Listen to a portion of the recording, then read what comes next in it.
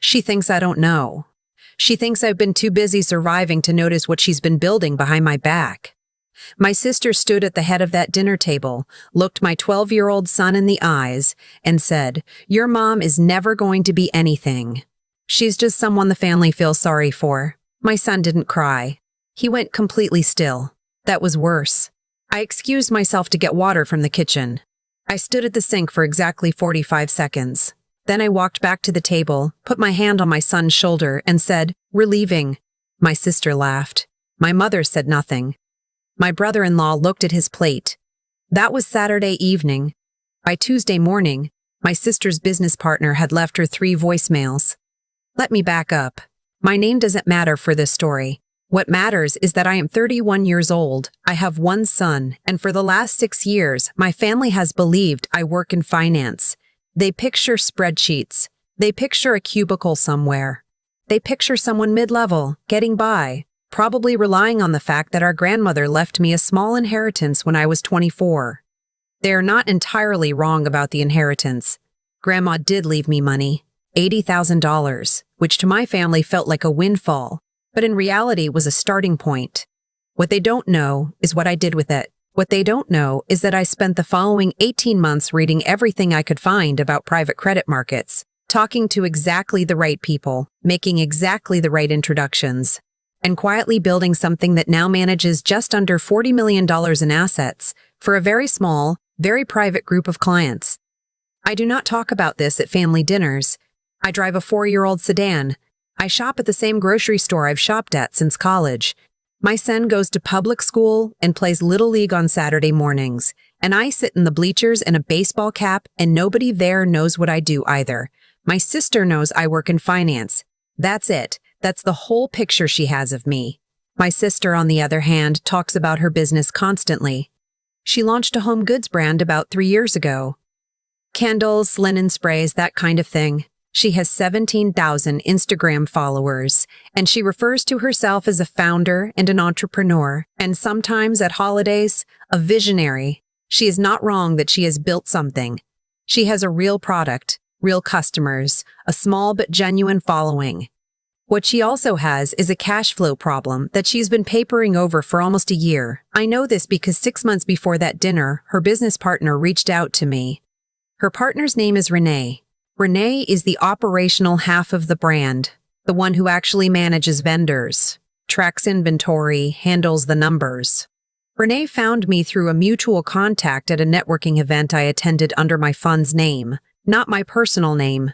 She didn't know I was connected to my sister at first. She reached out because she was looking for a bridge financing arrangement for a small consumer goods company that had solid fundamentals but needed working capital to fulfill a large wholesale order from a regional retailer. I reviewed the materials. The fundamentals were genuinely decent. I made a mental note and asked Renee to send over more documentation before I committed to anything. Then she sent over the company name. I sat with that for a long time. I didn't say anything to Renee right away. I told her I needed 2 weeks to complete my review, which was true. I also needed 2 weeks to decide what I actually wanted to do. Because the truth is, at that point, my sister and I were not in open conflict. We were in that particular kind of family Cold War where everyone pretends the temperature is fine while the pipes are quietly freezing underneath. She had said things over the years. Small things. Comments about my son not having a father in the picture. Comments about my car. Comments about my apartment.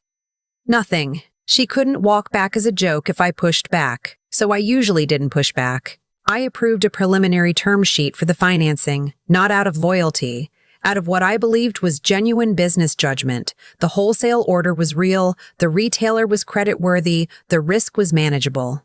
I kept the fund's involvement structured through an intermediary entity, which is standard practice for deals of this size.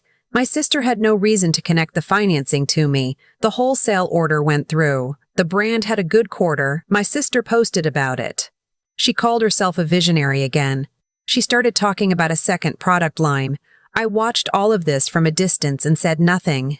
And then came my nephew's birthday dinner, my sister's house, my mother, my aunt, Renee, a few of my sister's friends I didn't know well, and my son. It should have been ordinary. It almost was. The trouble started, as it usually does, over something small.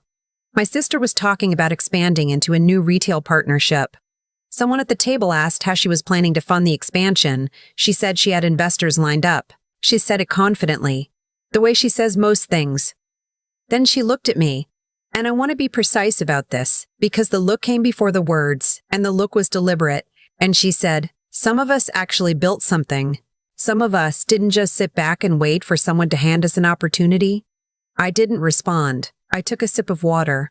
Then she said, to no one in particular, but loud enough that my son could hear her clearly from across the table, "I just think it's important for kids to see their parents actually accomplish something, rather than just getting by." My son looked at me.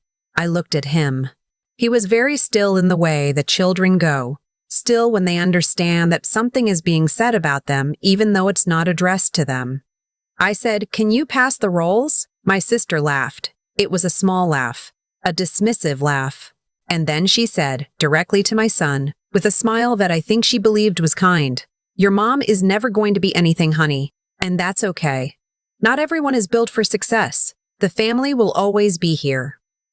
My son didn't respond. He put his fork down. I excused myself to the kitchen. I stood at the sink. 45 seconds. Then I went back, put my hand on his shoulder, said we were leaving, and we did. In the car, my son was quiet for about 10 minutes. Then he said, "Is that true?" I said, "No." He said, "Then why didn't you say something?" I said, "Then why didn't you say something?" I said I did. We left. He thought about that. Then he said, "That doesn't feel like enough." I said, "Give it a few days." He looked out the window. He said, "Okay.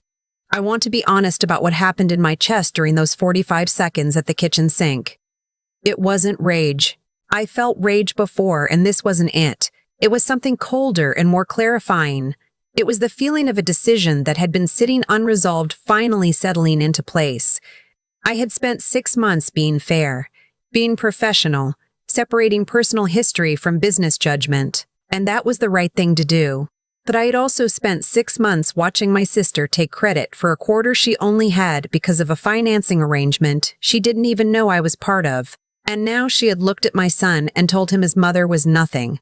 That was the part I couldn't set aside. Monday morning, I called Renee before 9. Renee was warm on the phone. She said she'd wanted to reach out after Saturday, but hadn't known what to say. I appreciated that. I told her I was calling about the expansion financing she'd submitted preliminary documents for last month. She said yes. They were very excited about it. The new retail partnership would essentially double their wholesale revenue. They just needed bridge capital to cover production costs. I told her I'd completed my review. She asked what I'd decided. I said, "I'm not going to be able to move forward with this one." There was a pause. She said, "Can I ask why?" I said, "Concentration risk in the portfolio. Nothing specific to your company. I want to be straightforward with you because I think you run a solid operation." She said she understood. She said she appreciated the transparency. She asked if there was any chance of revisiting it in a future cycle. I said, "Reach out in 6 months and we can talk." We ended the call professionally. I genuinely like Renee. None of what happened was about her. Within 2 hours, my sister called me. I let it go to voicemail. She called again. I let it go to voicemail. The third time she called, I picked up. She did not start with an apology. She started with the information that her financing had fallen through, and she needed to know if I had any contacts who could help her move quickly because the retail partnership had a deadline, and she was going to lose the deal if she didn't secure capital in the next 10 days. I said, "I'm sorry to hear that." She said, "Do you know anyone or not?" I said, "I might. Can I ask you something first?" She said, "What?" I said, "Do you remember what you said to my son on Saturday?" There was a pause. She said, "I was just being honest with him. Kids need to understand that life takes work." I said, "You told him his mother was never going to be anything. You said the family would have to take care of me." She said, "I didn't mean it like that." I said, "How did you mean it?" She didn't answer that.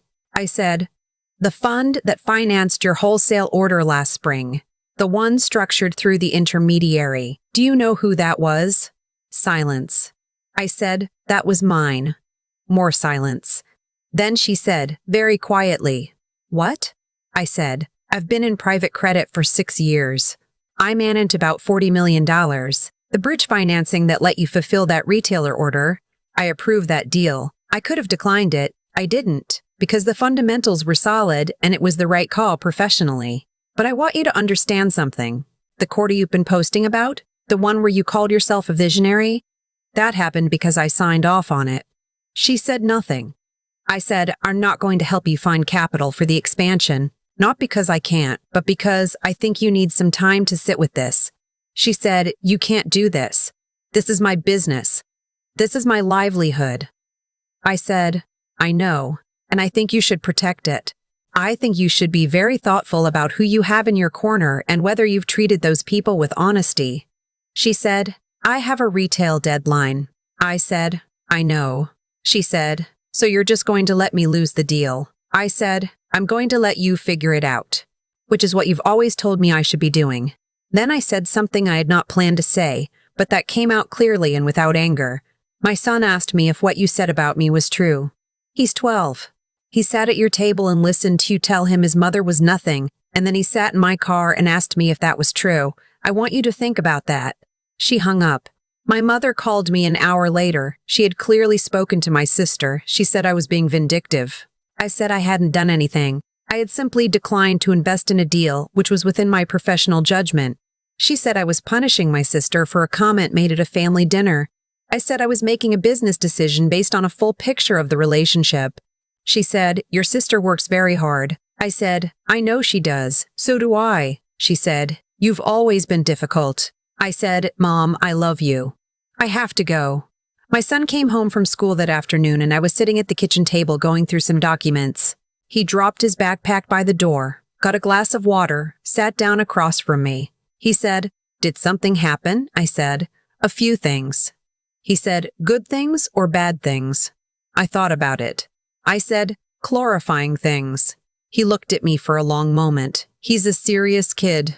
He has been since he was small. He said, did you handle it? I said, yes. He nodded. He picked up his backpack, went to his room to do his homework. At dinner, he asked me to explain what private credit means. I told him. He asked good questions. At the end, he said, so you're like a bank, but private. I said, that's actually a pretty good description. He said, that's cool. He finished his dinner. He went to watch something on his tablet. I sat at the table for a while after. Here's what I want to say to anyone watching this who has a family member who has spent years measuring your worth by what you're willing to display. The quietest people in any room are often the ones who have thought the longest about what they're building. I didn't build what I built to prove anything to my sister. I built it because I had a son to take care of and an $80,000 head start and a very clear understanding that no one was coming to rescue me. That understanding turned out to be the most valuable thing I had.